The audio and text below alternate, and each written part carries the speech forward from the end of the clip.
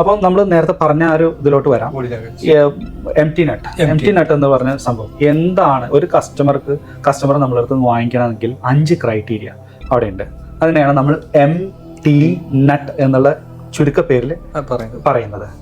M, അവർക്ക് മണി, cash ഉണ്ടായിരിക്കണം, purchasing capability അവർക്ക് ഉണ്ടായിരിക്കണം. ടി, സമയം അവർക്കുണ്ടായിരിക്കണം. ഇത് വാങ്ങിക്കാനും ഇതിനെക്കുറിച്ച് അന്വേഷിക്കാനുള്ള സമയം, നമ്മളോട് കമ്മ്യൂണിക്കേറ്റ് ചെയ്യാനുള്ള സമയം അവർ കണ്ടെത്തണം. സോ മണി വേണം, ടൈം വേണം. N, നീഡ് ഉണ്ടായിരിക്കണം. N stands for need. അവർക്ക് നീഡ് ഇല്ല എന്നുണ്ടെങ്കിൽ ഭയങ്കര ബുദ്ധിമുട്ടാണ്. ആ നീഡാണ് അവരെ ഇങ്ങോട്ട് ഡ്രൈവ് ചെയ്യുന്നത്. പല ആളുകളുണ്ടാവും, പക്ഷെ ആ വാങ്ങിക്കാനുള്ള പർച്ചേസിങ്ങിനുള്ള ഇൻഫ്ലുവൻസ് നടത്തുന്നത് ഈ നീഡാണ്. അടുത്തത് U, അർജൻസി വേണം. ഈ അർജൻസി ഇല്ലാതെ നിൽക്കുമ്പോൾ എന്താ സംഭവിക്കുന്നത്? അവർ വരുന്നു, പ്രൊഡക്റ്റിനെ കുറിച്ചൊക്കെ അറിയുന്ന എല്ലാം ഒക്കെ കേട്ടു, ഞാൻ വരാട്ടോ, നോക്കിയിട്ട് വരാം, കുറച്ച് കാലം കഴിയും. കാരണം അവർക്ക് പെട്ടെന്ന് വാങ്ങിക്കണമെന്നില്ല. അതെ, പിന്നെ അത് അങ്ങനെ അങ്ങോട്ട് അവരുടെ പ്രയോറിറ്റി ഇല്ലാണ്ടായി അതങ്ങനെ പോകും. അപ്പൊ ഏർജൻസി ഉണ്ടായിരിക്കണം. ആൻഡ് 5ാമത്തെ എന്ന് പറയുന്നത് trust. T stands for trust. ആദ്യത്തെ T ടൈം ആണെങ്കിൽ 5ാമത്തെ ട്രസ്റ്റ് ഇല്ലെങ്കിൽ ഇവരെന്നെ ചൂഷണം ചെയ്യണോ, ഇവരെന്നെ പറ്റിക്കോ, ഇങ്ങനെയുള്ള തോട്ട്സ്. അപ്പൊ ഈ സാധനങ്ങളൊക്കെയും നമ്മൾ എന്ത് ചെയ്യണം? ഐഡന്റിഫൈ ചെയ്ത് ക്വാളിഫൈ ചെയ്യണം നമ്മുടെ കസ്റ്റമറെ. ഇവരുടെ അടുത്ത് കാശുണ്ടോ, ഇവർക്ക് ടൈം ഉണ്ടോ, നമ്മളോട് സംസാരിക്കാൻ സമയമുണ്ടോ, ഇവർക്ക് അങ്ങനെ ഒരു നീഡ് ഉണ്ടോ, ഇവർക്ക് അർജൻസി ഉണ്ടോ, ഇവർക്ക് നമ്മളിൽ ട്രസ്റ്റ് ഉണ്ടോ? ഇത് ഐഡന്റിഫൈ ചെയ്തിട്ട് ഈ ട്രസ്റ്റ് ഇല്ലെങ്കിൽ നമ്മൾ ആ ട്രസ്റ്റ് ഉണ്ടാക്കാനുള്ള കാര്യങ്ങളാണ് നമ്മൾ ചെയ്യുന്നത്. ഇത് അവർക്ക് ഉണ്ടോ ഇല്ലെന്ന് മാത്രമല്ല, ഇത് നമ്മൾ ക്രിയേറ്റ് ചെയ്യണം. എന്താണ് അവിടെ ഷോർട്ട്? ഇത് കുറച്ച് കാര്യങ്ങൾ നമ്മുടെ കയ്യിലും കുറച്ച് കാര്യങ്ങൾ അവരുടെ പൈസ അവർക്കുണ്ടോ, നമുക്ക് ഒന്നും ചെയ്യാൻ കഴിയില്ല. ഉദാഹരണം ഒരു അർജൻസി എടുക്കാം. ഇതിപ്പോ കസ്റ്റമറിന് തോന്നുകയാണെങ്കിൽ പിന്നെയും വന്ന് വാങ്ങാം. നമ്മുടെ സെയിൽസ്മാൻമാർ ചിലപ്പോൾ ഒരു അർജൻസി ക്രിയേറ്റ് ചെയ്യേണ്ടി നമുക്ക് ക്രിയേറ്റ് ചെയ്യാം. കാരണം ഇന്ന് ഇതാണ് വില, നാളെ ഇത് വില കൂടാൻ ചാൻസ് ഉണ്ട്. അല്ലെങ്കിൽ ഇത് അങ്ങോട്ട് പറയാണ്, ഇയാൾ കാര്യമായി പർച്ചേസ് ചെയ്യാൻ വന്നിരിക്കുകയാണ്, ഇതിപ്പോ 1000 ദിർഹംസ് ആണ്, ഇപ്പൊ കുറച്ച് വില കൂടുതലാ.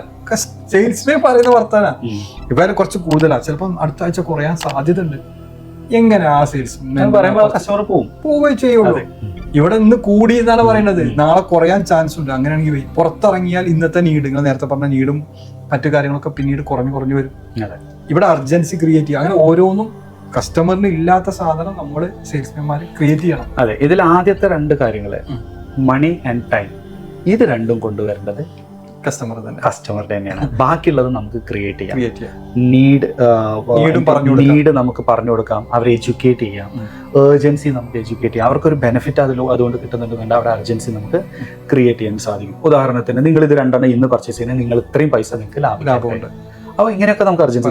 ട്രസ്റ്റ് എന്ന് പറയുന്നത് ഒബ്വിയസ്ലി നമ്മളുടെ ടെസ്റ്റിമോണിയൽസ് ആവാം, നമ്മളുടെ റെഫറൻസസ് ആവാം, നമ്മളുടെ ആംബിയൻസ്, നമ്മുടെ ഹിസ്റ്ററി ആവാം, നമ്മുടെ വെബ് പ്രസൻസ് ആവാം, സോഷ്യൽ മീഡിയ പ്രസൻസ് ആവാം, എന്തും ആവാം. ഇതിലൂടെയൊക്കെയും നമുക്ക് ട്രസ്റ്റ് ക്രിയേറ്റ്. പക്ഷെ ഇന്നുള്ള ബിസിനസ് ഈ 3 മാത്രമല്ല കേട്ടോ, ആ 1ാമത്തേലും 2ാമത്തേലും മണിയിലും ടൈമിലും വരെ കളിക്കുന്നവരാ. നമ്മൾ ചെറിയ ബിസിനസ്സുകാർ മനസ്സിലാക്കേണ്ട പ്രധാന വിഷയമാണ് എങ്ങനെ മാക്സിമം സെയിൽ ചെയ്യുക എന്നുള്ളതാണ് ഈ സിസ്റ്റമാറ്റഡ് കോർപ്പറേറ്റ് ബിസിനസ്സുകൾ ചെയ്യുന്നത്. മണി ഇല്ലാത്തവന് എങ്ങനെ വിൽക്കാം അത് പഠിക്കുന്നുണ്ട്. കാരണം ക്രെഡിറ്റ് കാർഡുകളും അല്ലെങ്കിൽ ഏതെങ്കിലും തവണ വ്യവസ്ഥയിലോ എങ്ങനെയെങ്കിലും ഇയാളെ കൊണ്ട് പർച്ചേസ് ചെയ്യിപ്പിക്കും. ടൈമില്ലെങ്കിൽ അവന്റെ മുന്നിലേക്ക് അങ്ങ് എത്തിക്കുന്ന പണി, ഇതൊക്കെ അവർ സിസ്റ്റമാറ്റിക് ആയിട്ട് ചെയ്യുമ്പോഴാണ് നമ്മൾ ഈ ചെറിയ ബിസിനസ് ആളുകൾ ചെയ്യുമ്പോൾ ഇതിലേക്ക് കൂടെ ഇറങ്ങുമ്പോഴാണ് നമുക്ക് വളരാൻ പറ്റുള്ളൂ. ഏതെല്ലാം നടക്കില്ല അല്ലെങ്കിൽ ചെയ്യാൻ ഇൻഫ്ലുവൻസ് ഇല്ല എന്ന് വിചാരിച്ചിരുന്നാൽ നമ്മളെ കൊണ്ട് ഒന്നും ചെയ്യാൻ കഴിയില്ല. അവിടെ മണി എന്ന് പറയുമ്പോൾ ലിക്വിഡ് ക്യാഷ് ആവണമെന്നില്ല, പർച്ചേസിംഗ് കേപ്പബിലിറ്റി ഉണ്ടോ. ഇയാൾ ഇത് കൊണ്ടുപോയാൽ ഇനിയിപ്പോ കടം കൊടുക്കുകയാണെങ്കിൽ പോലും അല്ലെങ്കിൽ ക്രെഡിറ്റ് ആയിട്ട് കൊടുക്കാൻ പോലും ഇയാൾക്ക് തിരിച്ചു തരാനുള്ള കേപ്പബിലിറ്റി ഉണ്ടോ എന്നുള്ളതാണ് നോക്കുന്നത്. കേപ്പബിലിറ്റി ഒന്നും നോക്കുന്നില്ല, ഇവൻ എങ്ങനെങ്കിലും അങ്ങ് വീഴ്ത്തുന്ന രീതിയിലേക്കാണ്. ക്രെഡിറ്റ് കാർഡ് അല്ലെങ്കിൽ ഫ്രണ്ടിന്റെ ക്രെഡിറ്റ് കാർഡ് ഉണ്ടോ അടുത്ത ചോദ്യം ചോദിക്കുന്ന ആളുകൾ എന്തെന്ന് സെയിൽസ്മാൻമാരായിട്ട് ആ സമയത്താണ് മിടുക്കന അതൊക്കെ ചോദിക്കുന്നത്. ഇത് പോകുന്നു, നിങ്ങളെ എത്ര രൂപ എപ്പോ പോവും, എന്റെ അടുത്ത് ഒന്നുമില്ല, ക്രെഡിറ്റ് കാർഡിനും അതിനും ക്യാഷ് ഇല്ല പറയുമ്പോ നിങ്ങൾക്ക് നല്ല ട്രസ്റ്റ് വർത്തിയ ഫ്രണ്ട്സുകളില്ലേ, ചോദിക്കും.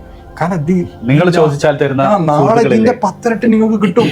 അതിന് ഓൻ്റെതും കൊടുക്കാൻ ഒന്നൊരു ലാഭം കൊടുക്കാന്ന് പറയുന്നൊക്കെ പറഞ്ഞ് മാക്സിമം നമ്മളതും നമ്മളെ ഫ്രണ്ട്സിന്റെ അടക്കം കൊണ്ടുപോകുന്ന തരത്തിലുള്ള സെയിൽസ്മാൻമാരൊക്കെ കണക്ട് ചെയ്യുന്ന ആളുകളാണ് നമ്മളൊക്കെ. അപ്പൊ സെയിൽസ്മാൻഷിപ്പ് എന്ന് പറഞ്ഞാൽ ഒരു വലിയ കാര്യമാണ്. അപ്പൊ നമ്മൾ പറഞ്ഞു വന്നത് കസ്റ്റമർ ഇവിടെ വരുമ്പോൾ ഏതൊക്കെ സാഹചര്യങ്ങൾ കൊണ്ട് ഇറങ്ങിപ്പോകും. അപ്പൊ ഇതൊന്നും ഐഡന്റിഫൈ ചെയ്യാതെ അഡ്രസ് ചെയ്യാതെ നമ്മൾ കസ്റ്റമർക്ക് സൊല്യൂഷൻ കൊടുക്കുമ്പോൾ അവിടെ വാങ്ങിക്കാതിരിക്കാനുള്ള സാഹചര്യങ്ങളുണ്ട്. കസ്റ്റമർ അത് കൺവിൻസ്ഡ് അല്ലാതെ പോകുന്നത്, അല്ലെങ്കിൽ ഈ പ്രൊഡക്റ്റിനൊരു വാല്യൂ കൊടുക്കാതെ, അത് അല്ലെങ്കിൽ നമ്മൾക്ക് വാല്യൂ തരാതെ മറ്റുള്ള ആളുകളുടെ അടുത്ത് പോയിട്ട് ചോദ്യങ്ങൾ ചോദിക്കും. പിന്നെ മറ്റൊരു കാര്യം കൂടി നമ്മൾ ശ്രദ്ധിക്കേണ്ടത്, എപ്പോഴും ചോദ്യങ്ങൾ ചോദിക്കുമ്പോൾ നമ്മൾക്ക് ചോദ്യങ്ങളാവാം, നല്ല ചോദ്യങ്ങളാവും, ഒരിക്കലും ചോദ്യം ചെയ്യലാവരുത്. നിങ്ങൾ ചെയ്യുന്നത് ചോദ്യം ചെയ്യുകയാണെങ്കിൽ അത് അവരുടെ ഈഗോയ്ക്ക് ഇട്ടുകൊള്ളും. ഏതെങ്കിലും ഒരു സാഹചര്യത്തിൽ അത് ഇഷ്ടം പോലെ നമ്മൾ പോസിറ്റീവായിട്ട് ചോദിച്ചാൽ പോലും ചിലപ്പോൾ അത് അവിടെ എങ്ങനെ കൊള്ളുമെന്ന് പറയാൻ പറ്റൂല. കാരണം നമ്മൾ അവനെ എത്ര രൂപന്റെ വേണം, അപ്പോൾ പിന്നെ തോന്നിപ്പോവും ഞാനിതൊന്നും വാങ്ങാൻ മാത്രമല്ലേ എന്നാണ്. നമ്മൾ ശരിക്കും ക്വാളിറ്റി ക്വസ്റ്റ്യൻസ് ചോദിക്കുമ്പോൾ ശ്രദ്ധിക്കണം. നിങ്ങൾക്ക് എത്ര രൂപന്റെ വേണ്ടെന്ന് നിൽക്കുമ്പോൾ അവനെ ചെറുതാക്കണം തോന്നും. അതെ, ചില ആളുകള് ഇത് നല്ല പ്രൊഡക്റ്റ് ആണെന്ന് പറയുമ്പോൾ അടുത്ത പ്രൊഡക്റ്റ് അപ്പൊ ഇത് മോശമാണെന്നാണോ നിങ്ങൾ പറയുന്നത്, അടുത്ത ചോദ്യം ഇങ്ങനെ ചോദിക്കുന്ന കസ്റ്റമേഴ്സ് ഉണ്ട്. അപ്പൊ അതൊക്കെ സൂക്ഷിക്കണം. ഇതൊക്കെ എന്താണ് കണക്ട് ആവാതെ ഒന്നും കിട്ടില്ല. ഇപ്പൊ ഞാൻ എന്റെ ഷോപ്പിൽ ചെയ്യുന്ന ഒരു വർക്ക് ഉണ്ട്, ഒരു കൃത്യമായൊരു രീതിയിലാണ് കസ്റ്റമേഴ്സിനെ അവർ ഡീൽ ചെയ്യുന്നത്. ചില ഇൻഫർമേഷൻസ് ഒന്നും കസ്റ്റമർ തന്നില്ല എന്നത് ഞാൻ മനസ്സിലാക്കുന്നത് എന്താ പറയുക, ഞാൻ അവരോട് തന്നെ പറയും കസ്റ്റമേഴ്സ് എല്ലാ ഇൻഫർമേഷൻസും തരും. നിങ്ങൾ എത്ര കണ്ട് അദ്ദേഹത്തോട് അടുത്തോ നിങ്ങൾക്ക് കിട്ടും, അടുക്കാതെ നമുക്ക് കിട്ടില്ല. ഞാനും അദ്ദേഹം ദൂരെ നിൽക്കുകയാണെങ്കിൽ എവിടുന്നാണ് അദ്ദേഹത്തിന്റെ ഇൻഫർമേഷൻസ് അദ്ദേഹം പറയാം. എന്തുകൊണ്ടാണ് അവർ തരാതിരിക്കുന്നത്? പല കാരണങ്ങളുണ്ടാവും. അതിലൊന്നാണ് നമ്മൾ കണക്ട് ചെയ്യുന്നില്ല എന്നുള്ളത്. മറ്റു റീസൺസ് എന്തൊക്കെയാണ് അനിഫിക്കയുടെ ഒരു എക്സ്പീരിയൻസിൽ കണക്ട് ആവാത്ത? ഞാൻ പറയുന്നത് എന്താ പറയുക, എനിക്കറിയാവുന്ന നമ്മുടെ ഷോപ്പിലൊക്കെ ശരിക്കും കണക്ട് ആയ ഡ്രസ്സ് വരെ വിളിക്കും. അത് ഞാൻ മനസ്സിലാക്കി. കാരണം അനുഭവം അവരെല്ലാം നമുക്ക് തരും. തരാത്തൊരു പ്രശ്നം അവർക്കില്ല. കാരണം പണ്ടായിരുന്നു ഒരു ഇമെയിൽ അങ്ങ് കൊടുത്തു കഴിഞ്ഞാൽ അതിലൂടെ സെക്യൂരിറ്റി സിസ്റ്റവും മറ്റേതോ അങ്ങനെയൊക്കെ. ഇപ്പൊ ആർക്കാ പേടി? പണ്ടൊക്കെ ഫോണൊക്കെ നമുക്ക് നേരാക്കാൻ ശരിയാക്കാൻ സർവീസിന് തരുമ്പോൾ കൂടെ നിൽക്കലായിരുന്നു. ഇപ്പോൾ ഇതിനേക്കാളേറെ പരസ്യമാണ് എല്ലാം. ഒരു ഇതാണ് ആരപ്പോൾ നോക്കുന്നത്. പഴയതിനേക്കാൾ ആളുകൾക്ക് മനസ്സിലായി ഇതിലൊന്നും വലിയ കാര്യമൊന്നുമില്ല, ഞാനിത് ഇനി എങ്ങനെ പൊത്തിപ്പിടിച്ചാലും എല്ലാവർക്കും ഇത് കിട്ടുന്ന ഒരു ലോകമായി മാറിയിട്ടുണ്ട്.